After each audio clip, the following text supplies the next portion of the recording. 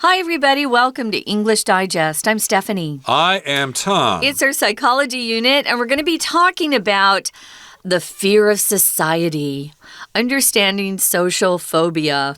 I was saying to Tom before we got started that I think this is an even larger problem than it ever was before because of social media. So many people are used to just staying at home, well, in COVID too, staying at home, texting, that you start to lose that ability to connect with people. You get afraid to get out there and, socialize. And it's also very hard. We're talking about an age group that typically it's so difficult anyway from 11 to 19. You don't feel confident about yourself.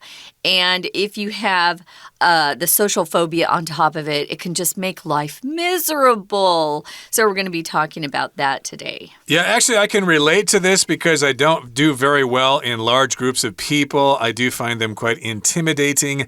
I'm pretty social on a one-on-one basis or maybe one-on-two, but if there are like more than 6 or 7 people, then I get kind of scared. So maybe I have this affliction, although I don't think I'm mentally ill, as it describes later on in the article. You guys can make these assessments yourself, but let's find out what this is all about. Let's listen to the entire article now read from top to bottom. Envision yourself at a lively social event. You're engulfed by an intense sense of fear and discomfort as you scan the room, observing people mingling, giggling, and enjoying themselves. This is the everyday reality for millions of people who live with social phobia.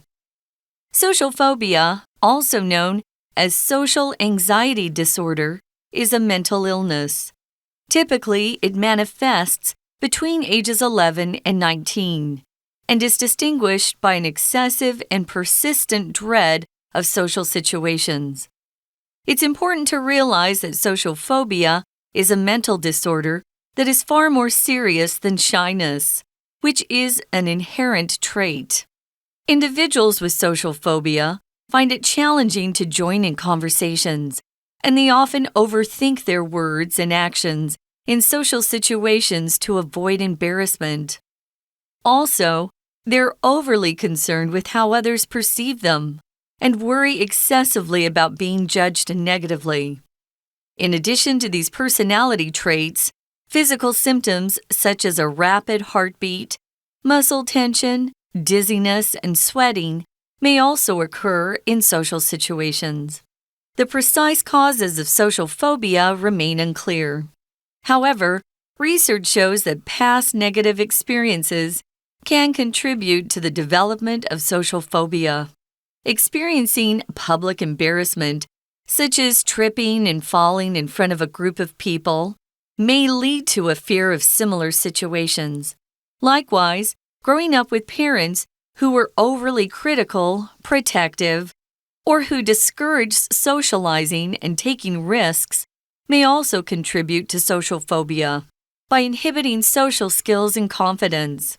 It's important to note that not everyone who experiences these types of negative experiences will develop social phobia. Other factors, such as genetics and brain chemistry, also play a role in its development.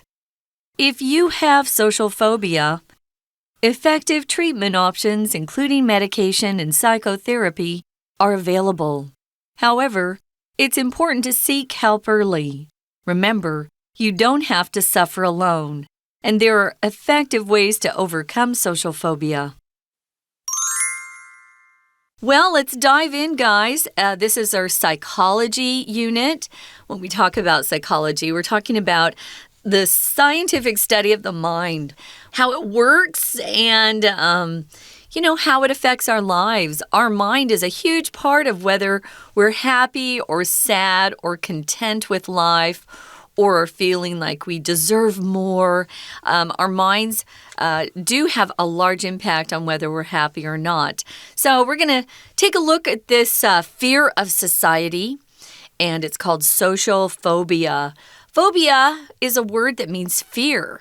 And there are different kinds of fear in life. Some people are afraid of heights.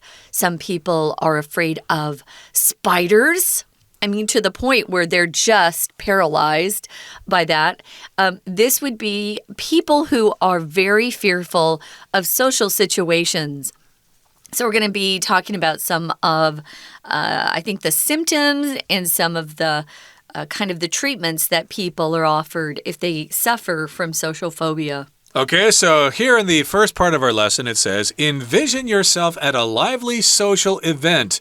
So here to envision just means to imagine yourself going to a social event, and it's very lively. There's a lot of conversation going on. It's very noisy. It's very active, and you're engulfed by an intense sense of fear and discomfort as you scan the room, observing people mingling, giggling, and enjoying themselves.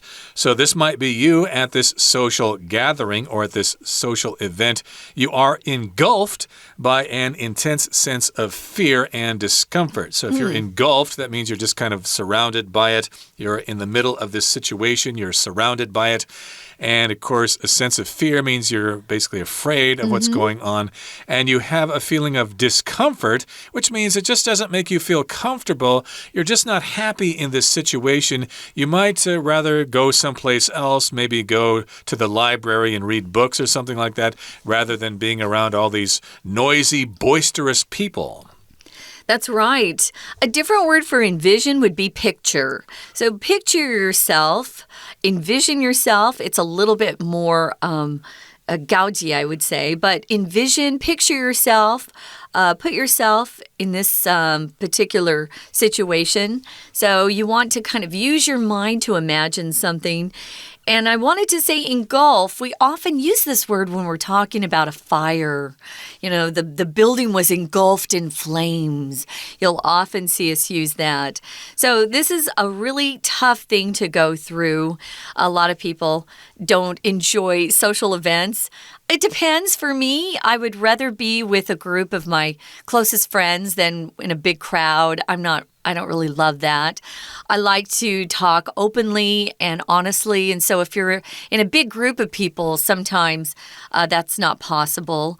I don't want to overshare or tell things about myself to virtual strangers. But some people really love this stuff. We call those folks social butterflies. They love parties. They love events. They throw parties. I have my group of best friends. There are 4 of us, and 2 of us tend to like to stay in smaller groups, and the other 2 like to go to big groups. They love big bashes.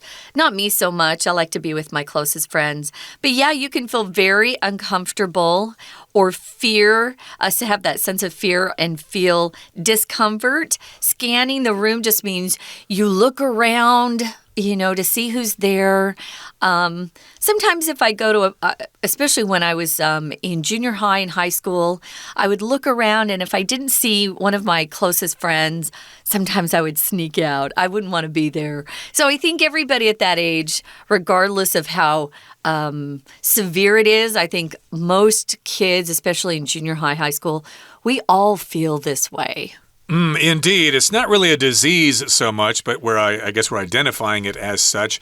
And yes, you're observing people mingling, giggling, and enjoying themselves. Yeah. So to mingle just means to mix with other people. Hey, what do you do for a living? Hey, I haven't seen you here before. What's your name? Etc. You're just talking with people in a very casual way. And you're giggling. That's so funny. That's what Giggling is usually for girls. Thanks. Yeah. Yeah, guys won't do that so much. They might, though. You never know. They might. And these people are enjoying themselves. They're having a good time. But this is an everyday reality for millions of people who live with social phobia. This is basically what they do. They have this intense sense of fear. They are not comfortable, and they scan the room. They're looking at everybody else, and they're probably feeling very intimidated by what's going on. Gee, I can't be like them. I just can't mingle because I'm so scared of people, and I certainly don't want to laugh, and I certainly will not enjoy myself because this is a very scary situation for me. And yes, indeed, we're describing social phobia. Right. So social phobia is also known as social anxiety disorder.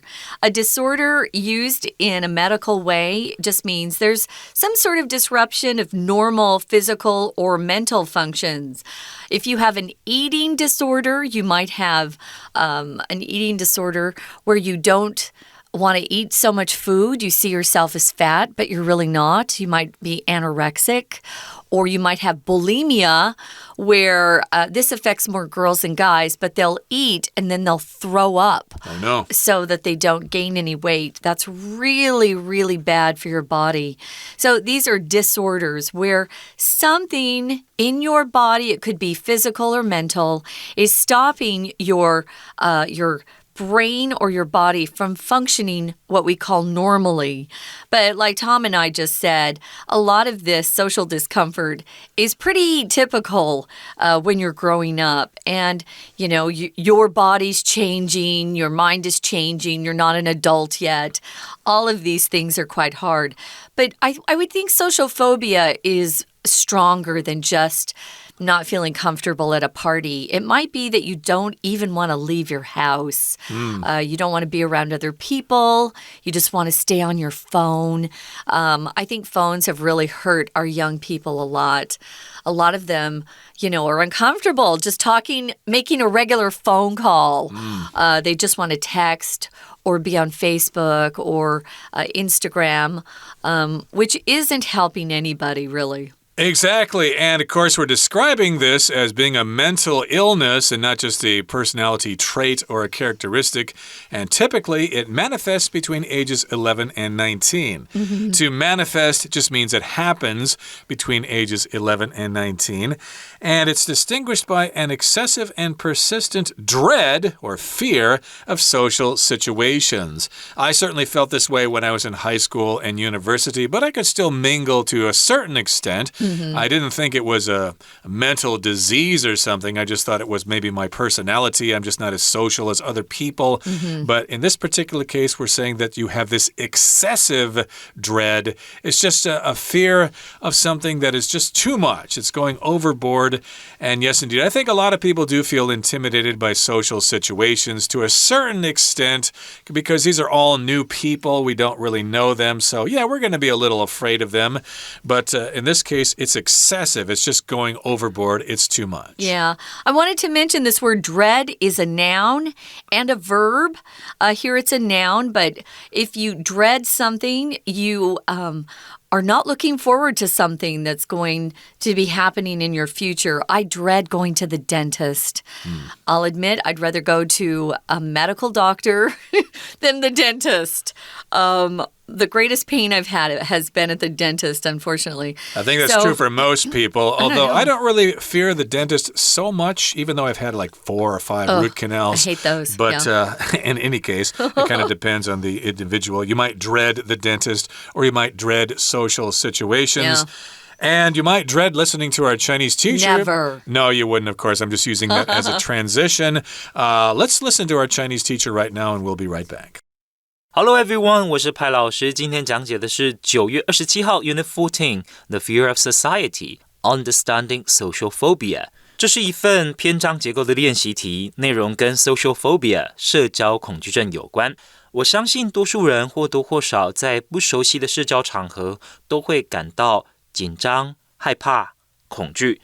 比方说刚上大学的时候，周围的同学都是生面孔，或者在求职面试面对未来的老板、上司，大家都会觉得有点紧张、害怕，不知道该说什么吧。不过这样的紧张、焦虑甚或恐惧未必都是社交恐惧症哦。那如果真的是的话，发现自己真的有社交恐惧症，也不要太担心，应该进一步寻求心理咨商、治疗或协助。好，那我们一起来解题吧。但在解篇章结构的题目之前，我还是要跟大家强调，心中要有一些约略的印象，看看有哪些句子让文章可以变得更完整，也可以粗略的把选项做排序。有些选项句子本身就可以提供线索，我们大概会知道说这个可能出现在文章的前中后哪一段。此外，篇章结构这种题型最重要的就是回填的句子要和前后文连贯，在文意上要承先启后，所以请大家要记得前后连贯、文意通顺这8字真言。好，秉持这个原则答题，我相信任何难题都可以迎刃而解的。好，我们一起看第一题。前文提到有几百万人每天都生活在社交恐惧症的影响之下。接着请看第二段第一句，也就是第一题空格前的句子。社交恐惧症又称为社交焦虑症，是一种心理疾病。而后一句则提到，重要的是要意识到社交恐惧症比害羞严重得多，它是个心理疾病，害羞是天生的个别特质哦。好，那我们可以推测空格延续前一句，以社交恐惧作为主题，并描述这种疾病的好发年龄、症状等。考量前后文连贯，所以第一题正确答案选 E。 这句话的意思是说，社交恐惧症通常出现在11到19岁之间，特点呢就是对社交场合会过度恐惧，而且呢这种恐惧是会持续的。 We're going to take a quick break. Stay tuned. We'll be right back.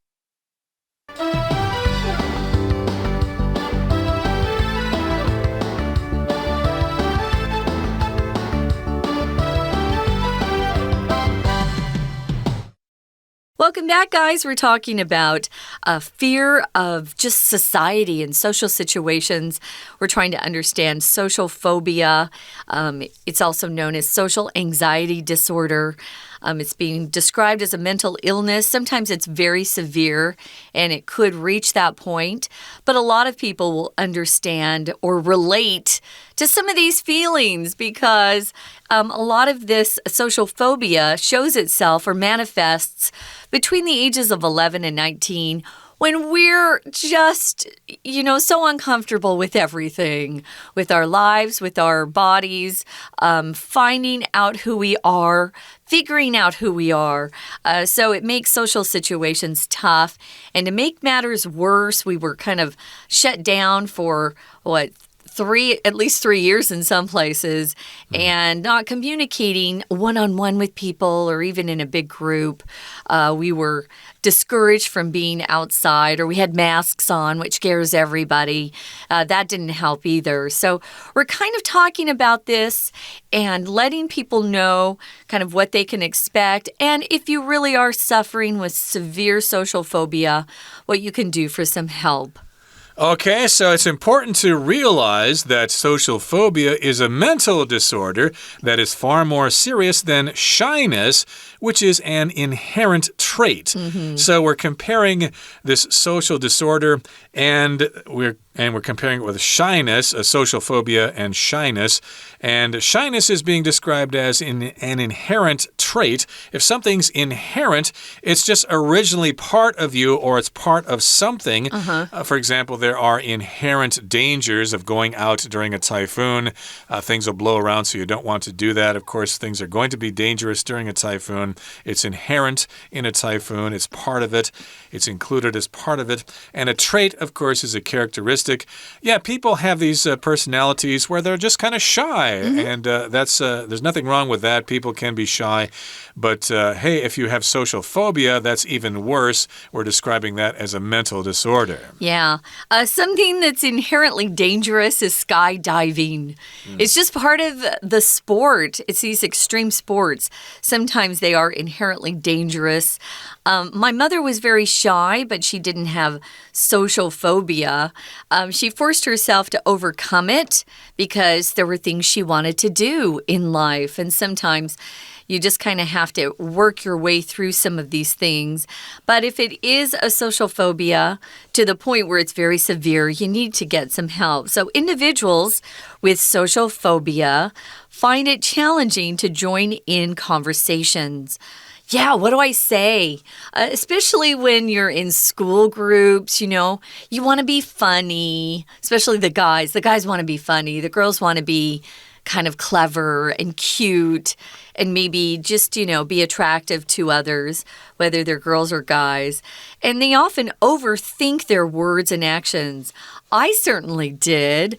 I would think through things I wanted to say out loud and would that be funny or would that be appropriate? Oh, what would he think or she think if I said this? We all did that. Maybe the most popular kids in school, maybe the cheerleaders who aren't shy or they don't have social phobia. Maybe they didn't think through everything they said. But yeah, oftentimes in a social setting, especially if I don't know someone well, I will be careful and overthink what I'm trying to say. Exactly. So you just think too much about what you're going to say and how you're behaving. Gee, do they think I'm weird? Do they think I'm crazy or something like that? And, of course, you want to avoid embarrassment. So, of course, you're thinking about these things all the time. Also, they're overly concerned with how others perceive them and worry excessively about being judged negatively. So you're overly concerned about how others perceive you. You're just thinking about that too much. You're too worried about how they're going to look at you, how they're going to judge you. And yes, indeed, you also worry too much about being judged negatively. You're afraid that they're going to see you as a weirdo or a crazy person or somebody they don't want to talk to. So, of course, you're worried about that. And, of course, the more you worry about that, then the more people are going to think that you're kind of a weirdo because you're worrying too much about it. And therefore, it's just kind of a no-win situation. It is. It's really tough. So in addition to these personality traits of overthinking and just being afraid to say anything to avoid being embarrassed by something that people think you say is stupid or something. There are other personality traits. So there are also physical symptoms. You might experience some of these symptoms like when we get nervous, our heart starts to beat very quickly. That's a rapid heartbeat. You might tense up. All your muscles might really be tense. If it's really bad, you might even feel dizzy. Now, that's one I haven't felt, but I have started sweating. I was so nervous. That happens to a lot of people in tough situations. So we've got the precise causes of social phobia here. Our writer says they remain unclear. We don't know what causes it, but they're still doing research on it, and research shows that past negative experiences can contribute to the development of social phobia. Maybe at one point in your life you fell down in front of everybody and they laughed at you. That would be something that probably stuck with you. Yeah, so it says here, experiencing public embarrassment, such as tripping and falling in front of a group of people, may lead to a fear of similar situations. So just had a bad experience in the past, and therefore it's made you afraid of social situations in the future. Likewise, at the same time, growing up with parents who were overly critical, protective, or who discouraged socializing and taking risks may also contribute to social phobia by inhibiting social skills and confidence. So here we're just talking about how you grew up. Maybe your parents were overly critical. They were constantly criticizing you too much. Oh, you're not doing well enough in school. You should have done this. That was a really terrible thing to do. And they might be overprotective of you, trying to protect you too much from other people. And they may have also discouraged socializing, which means they thought, oh, don't talk to so many people. Just talk to your immediate friends there and your teacher. Don't make too many friends. That's what to socialize means, just to talk to other people, other strangers, and get to know them and not be afraid of them. And also they may have discouraged taking risks. Oh, don't take any chances. You never know what's going to happen. Don't audition for that musical. Oh, Indeed. No, don't join the track club. You might lose. Yeah, it really does help to take risks. It builds your confidence, but some of these things that some of the kids grow up with might contribute to social phobia. It inhibits social skills and confidence. You tend to just kind of withdraw rather than put yourself out there. That's a phrase we use. To put yourself out there means you try. Even if you fail. I had one parent who was afraid to take risks, and the other was the opposite. So I kind of got both. And I'm grateful for that, though. It's important to note that not everyone who experiences these types of negative experiences will develop social phobia. I think all of us have tripped and fallen in public. I have. Sure. And, you just kind of get up and you laugh at yourself. That's the best thing to do. Others can't do that. Other factors, such as your genes. We're referring here to genetics, your DNA, your genes are what you were born with, your brain chemistry. These play a role in your development. Okay, so here it says, if you have social phobia, effective treatment options, including medication and psychotherapy, are available. That means talking to a psychologist and trying to figure out your problems there. Try to avoid the medication. People are dependent too much on that these days. They've seen that it actually makes things worse. Okay, so however, it's important to seek help early if you think you have this problem. Yeah, talk to somebody. Don't feel ashamed. And remember, you don't have to suffer alone, because other people have this problem as well. And there are effective ways to overcome social phobia. And indeed, you might become the life of the party someday. And you'll probably be kind of puzzled at how you behaved in the past. Gee, was I like that before? Yeah. I'm really social now. Although I don't think it's anything to feel ashamed about. If you're not terribly social, that is a personality trait. Yeah. Some people are outgoing, some are not. True. And that's just the way people are. Okay, that brings us to the end of our explanation for today. Let's listen to our Chinese teacher now. 接着，请看第二题。前文提到，患有社交恐惧症的人往往觉得难以参与别人的对话，经常过度思考自己在社交场合的言行，为的就是要避免尴尬。而下一句，除了这个个性特征以外，像心跳加速、肌肉紧张、头晕、出汗，这些身体症状也可能呢在社交场合会发生。从前后文我们可以看得出来，第二题空格的句子应该是继续描述社交恐惧症心理运作的机制，到了下一句才转而描述心理所造成的生理现象。因此第二题选 B。 Also, they are overly concerned with how others perceive them and worry excessively about being judged negatively. 好，这句话意思是，此外，他们过于关注别人对自己的看法，过度担心会受到负面的评判。第三段接着说，社交恐惧症的确切原因尚不清楚，然而研究显示，过去的负面经历可能会导致社交恐惧症。后面接着第三题，请再看后面的句子，同样与过度批评、保护或不鼓励社交和冒险的父母，就是如果呢父母是这样子的情况的话，在这样的家庭环境当中长大的话，也可能呢由于抑制社交技巧还有自信心而造成社交恐惧症会在日后产生。